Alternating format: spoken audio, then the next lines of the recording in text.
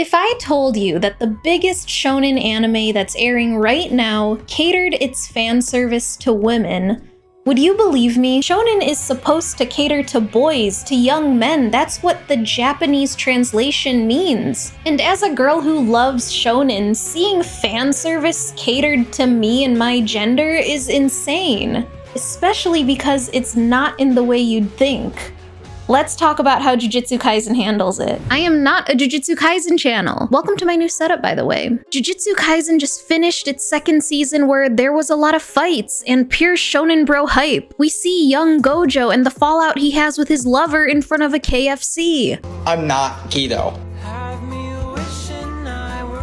Who the hell is Gojo? I'm going to spoil the second season, by the way. We follow the events that happen in Shibuya, Japan, as all the villains get together in one place to get rid of our King Gojo, which endangers a lot of Japanese citizens. But don't worry, the staff and students of Jujutsu High are here to save the day at the cost of a lot of shit.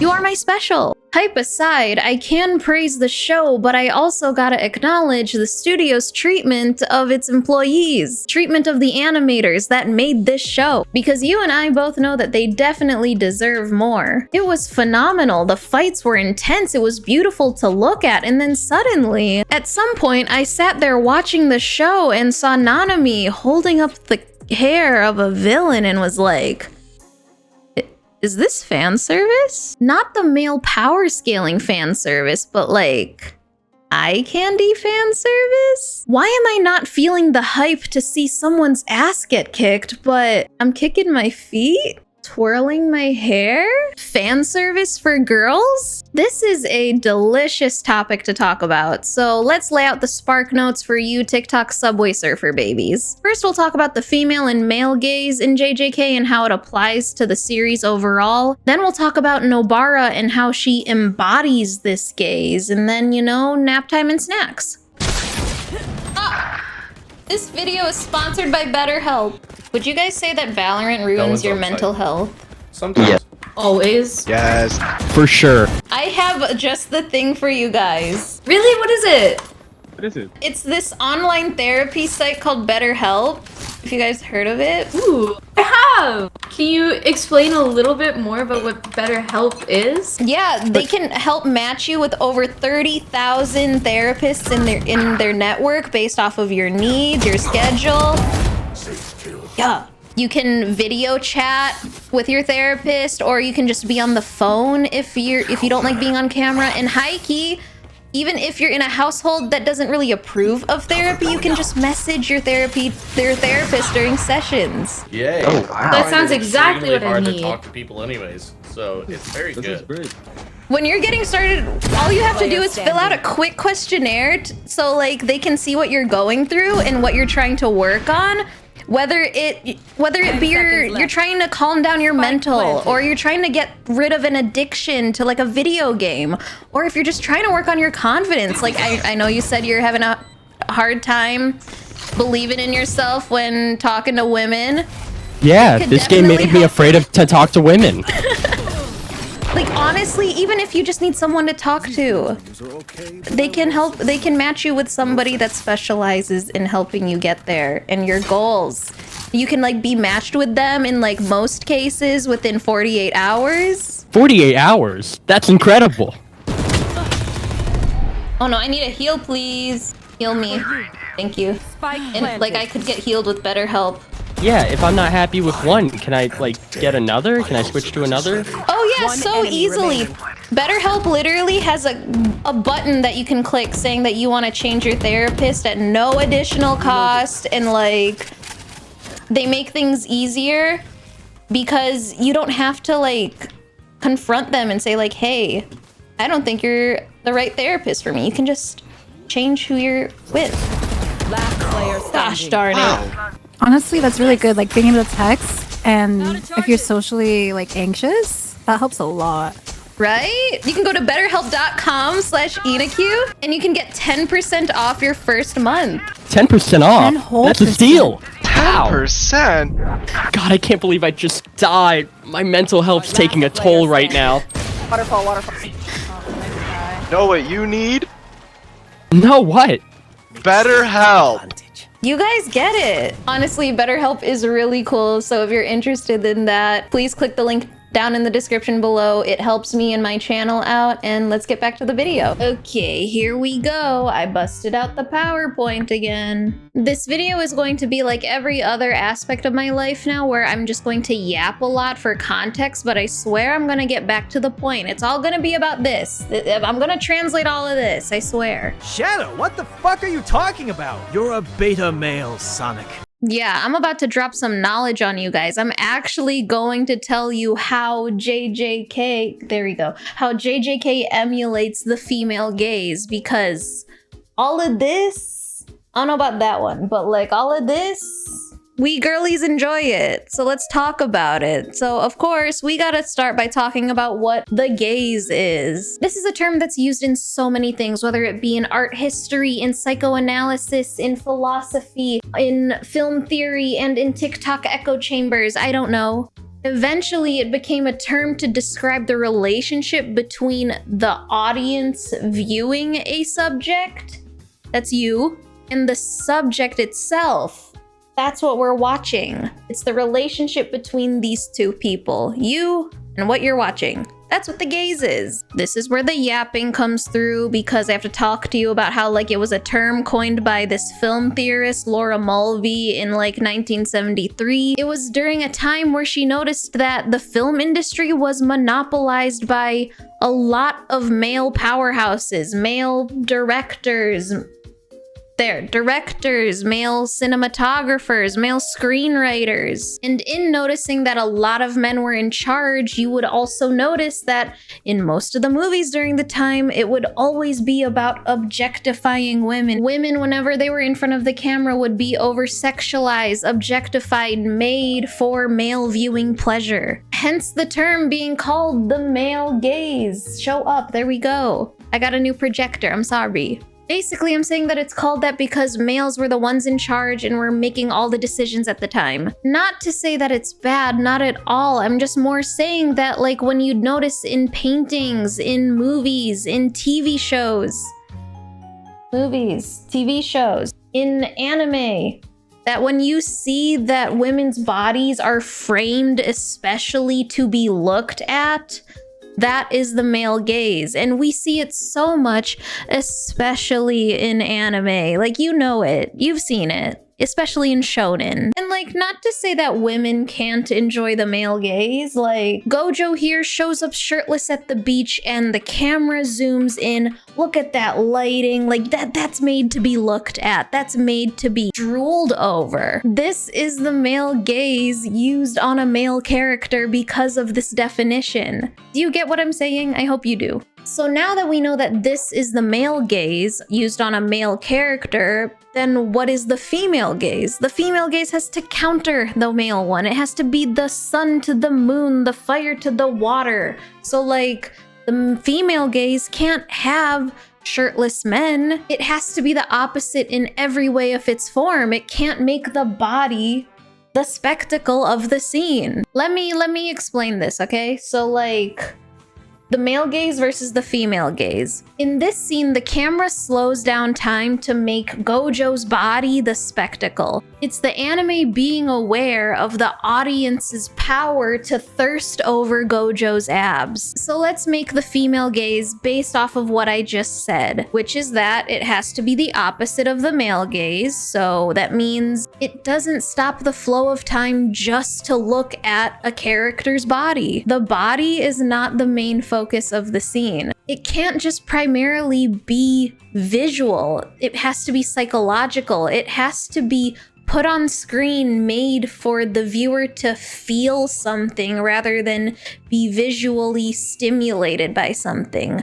I'll explain more on that. I swear. But also at the end of the day, it has to give female desire as the male gaze gives men desire. It gives them desire for women's bodies. So like, we gotta make the ladies happy with the female gaze too. I think the best way to define the female gaze is through Haley Coles in her research on it, saying that the female gaze creates a space for viewers to experience their own desires within the confines of the story. It creates the room for the viewer to become an active participant, complete with their own visceral reactions. So basically, like, it's subtext. It's emotional intensity during an exchange between two characters that literally places the viewer in the scene. So being an empath and being made uncomfortable and stared at is an aspect to the female gaze. Yes, film and animation is a visual art form, and appealing to that is great, but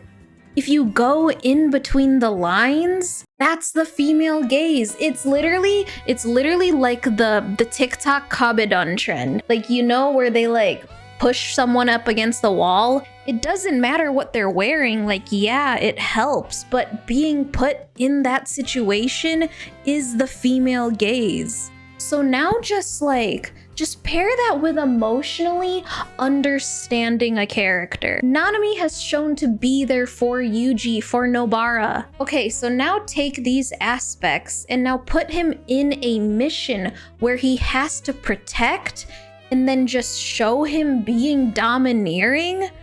That, the intensity and tension that went into this scene, the close-up to his face, not his shirt, not his abs.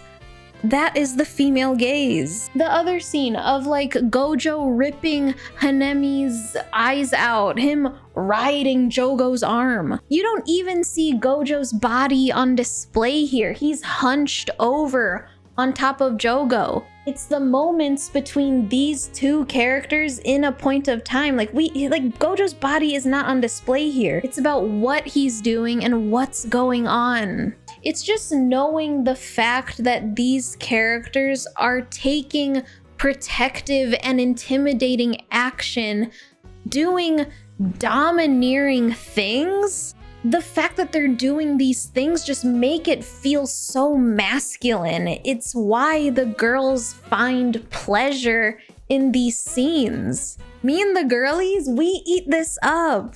But like, hold up though. Hold up. With every PowerPoint, I have to do a few disclaimers because there might be people that look at this video, that look at this PowerPoint and like translate in their brains that, oh, women like dominant men. The female gaze means men need to be dominant and women need to be passive. No, that's not it. I just gotta say that there is a difference between being domineering and protective and being controlling and manipulative, okay? These are two different things. Like, Sukuna and Mahito are controlling and passionate assholes, while Nanami and Gojo are domineering and protective. I really hope this PowerPoint made sense, and I really wanted to talk about it because I have never seen shonen anime do this. Like, shonen anime is literally made to pander to young boys, so this is awesome. Part 2, Nobara talks a lot. Well-written characters have depth. Nobody's going to argue with you on that. Depth and nuance to their personalities, reasons that they act the way they do. Well-written characters exist not only to serve the story and to serve the main character, but because they mirror the human experience. A character without wants and needs and goals in the story isn't a character, it's a plot device. So often, you will say the way to write a well-written female character is to just write a well-written character, but female. Yes, that is true, but I feel like we can highlight these aspects of Nobara's character through the female gaze, because we honestly don't get a lot of time with her. Yeah, she has definitely great moments in the show, but her backstory is just so far removed from the main plot, the main story. But yet you feel this richness that does come from Nobara's character in general. We don't even get much from her backstory in the first season aside from when we first meet her. And then once more again at the final moment of her death. Nobara in general just feels like a real lived-in character that I can see her character in my friends. And I feel like I can best explain why through another way the female gaze has been interpreted. Again, needing to be the opposite of the male gaze, which was defined by turning women into objects for male pleasure. The female gaze then has to humanize women, show that they are not objects, emphasize a female character's feelings, personality. Oh, so just good character writing and a backstory. No, not at all. Giving depth to a character isn't writing a laundry list of facts on a character sheet. It's not like bullet pointing fun facts on them. Yeah, I know Nobara, she likes fashion. Drinks milk with her cereal. Nobara's subscribed to Inakyu. She follows Inakyu on Twitter. That definitely does apply into writing well-written characters, but that's not where Nobara gets her richness, her depth. How she presented herself, carried herself, how she interacted with other people, rather than telling the audience the elements that define her character, is the female gaze. It's finding ways and moments in the show to showcase who Nobara truly is. Character interactions, the fact that she can get along so well with Yuji and be a part of bits with her sensei, the way that she talks so casual and rude to anyone she meets. These details reveal so much about what kind of girl she is without telling us anything that you could bullet point on a fact sheet. We see how she carries herself obnoxiously, gracefully, even during moments that could come off as preachy, just makes her more interesting. Honestly, even a female character just expressing who she is, her wants and needs as a person out loud, has shown to be an aspect of the female gaze. For the girl that's being looked at, to look back at the audience to tell them how she feels is the female gaze. In other forms of film and TV, this tends to be spotted when you see a female character break the fourth wall, to remind the viewer that she is a person too. While Nobara doesn't outwardly break the fourth wall, she does get the spotlight and narration in her final moments. Everyone throughout the Shibuya arc is telling Nobara, get out of here. Characters were criticizing her for ignoring their wishes, telling her to not go fight, but she doesn't listen, and we didn't expect her to. Nobara talks back. She's the type to say, no, I'm going. She knows she's capable of helping and decides on her own to try. Even in her final line, in telling Yuji, telling us that she wants her legacy to be that she liked her life. She was given a voice to tell us that she did this because she wanted to and does not regret anything. Because it was her own voice telling us that, that is the female gaze. It's portraying her character not just in moments of just kicking some ass, but just how she empowered herself throughout her story. She becomes a voice, asserting her agency, her desires. That being said, Nobara can be a well-written character, but not a well-developed character overall. But that's for a women in Jujutsu Kaisen video. Like the video. If I see enough interaction in like the likes and comments, I'll start reading the manga. I do have a woman in Chainsaw Man video and a women and fan service video, so if you're interested in those, check those out. But again, my channel is more than just those videos. I have so many videos planned upcoming. Please like, comment, subscribe. Let me know your thoughts on this topic and this discussion. Do you agree with me that like season 2 felt pretty catered to women? Honestly, please comment if I made sense, because I really hope I did. Are there things you think I missed? Please let me know. Continue the conversation down there. It'd be really cool if you did. It's not like I care anything. That's why nanami, he makes you weak, like weak in the knees, you know, like that song. This is a great R&B song. I get so weak in the knees, I can hardly speak. I lose all control, and something takes over me in a daze. You are so amazing, it's not a phase. I want you to stay with me by my side. I swallow my pride. Your love is so sweet, it knocks me right off of my feet. I can't explain why your love, it makes me weak. I'm cutting that out.